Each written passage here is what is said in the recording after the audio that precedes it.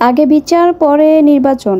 উচ্চগতির Starlink এখন বাংলাদেশে। হাসিনার বিরুদ্ধে হত্যা গুমের ৬০৫ মামলা। ঐকমত্য কমিশনের সঙ্গে বিএনপির তৃতীয় দফা বৈঠক আজ।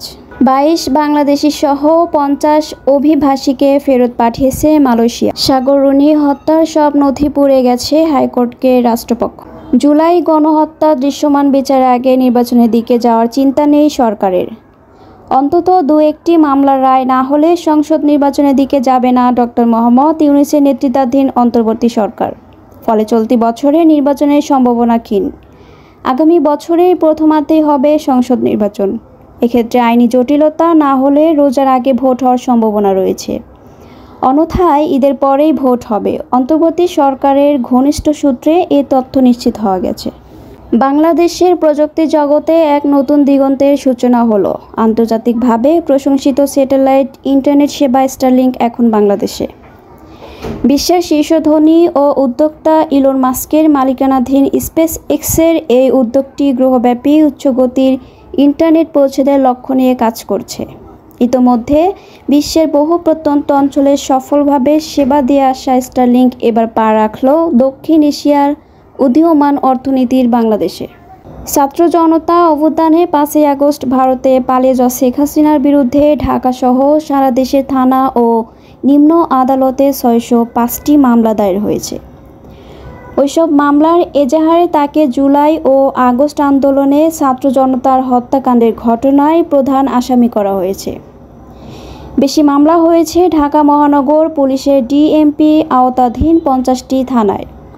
শুধু একটি থানা যাত্রাবাড়িতেই মামলা হয়েছে ১১২টি। এছাড়াও ঢাকার মোহাম্মদপুর, মিরপুর, ধানমন্ডি, ওয়ারী, চকবাজার, উত্তরা পশ্চিম, উত্তরা পূর্ব ও শাহবাগ থানায় প্রায় ১৮৯টিরও বেশি মামলা দায়ের হয়েছে। ঢাকার ৫০টি থানায় তার নামে মোট মামলা হয়েছে ৩৬৮টি। জাতীয় ঐকমত্য কমিশনের সঙ্গে বিএনপির তৃতীয় দফা বৈঠক আজ অনুষ্ঠিত হবে। বেলা ১১টায় জাতীয় সংসদের এলডি হলের সম্মেলন কক্ষে এই বৈঠক হবে। এতে অংশ নেবেন দলটির স্থায়ী কমিটির সদস্য নজরুল ইসলাম খান, সালাউদ্দিন আহমেদ, চেয়ারপারসনের উপদেষ্টা ইসমাইল জবিউল্লাহ, সাবেক সংস্থাপন সচিব আবু মোহাম্মদ মনিরুজ্জামান এবং সুপ্রিম কোর্ট আইনজীবী সমিতির সাবেক সাধারণ সম্পাদক ব্যারিস্টার রুহুল কুদ্দুস কাজল।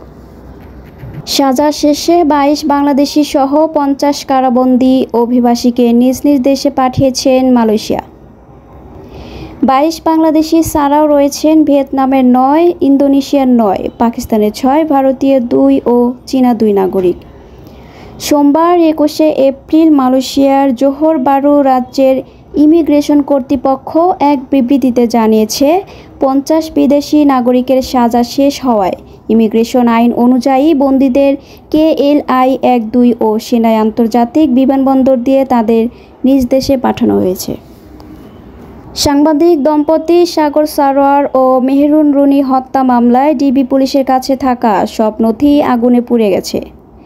হাইকোর্টকে রাষ্ট্রপক্ষের আইনজীবী এ তথ্য জানিয়েছে।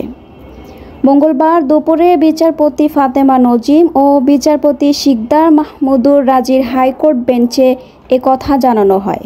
এ মামলার তদন্ত শেষ করতে ৬ মাস সময় দিয়েছেন হাইকোর্ট। একটি আংশিক রিপোর্ট আমাদেরকে দেখিয়েছেন, কিন্তু যেহেতু আইনি বাধ্যবাধকতা আছে, তদন্ত চলমান, সেই জন্য সেই রিপোর্টের কপিটি আপাতত আমরা আইনিভাবে পাইনি। আদালতেও জমা না দিয়ে আদালতের সামনে উপস্থাপন করেছেন। তিনি আদালতকেও এটি আশ্বস্ত করেছেন যে তদন্ত চলছে, তদন্তের প্রগ্রেস আছে, বেশ কিছু কাজ করা হয়েছে। আমেরিকা সহ বিভিন্ন জায়গায় ডিএনএ টেস্টের জন্য রিকোয়েস্ট পাঠানো হয়েছে এবং এগুলো আসার জন্য আরও কিছু সময়ের প্রয়োজন। তদন্তকারী কর্মকর্তা যিনি ছিলেন তিনিও আদালতে উপস্থিত ছিলেন। এই প্রেক্ষিতে রাষ্ট্রপক্ষ ৯ মাস সময় চেয়েছিল, আমরা ৩ মাস সময়ের কথা বলেছিলাম। অবশেষে আদালত বিচার বিবেচনা করে ৬ মাস সময় মঞ্জুর করেছেন।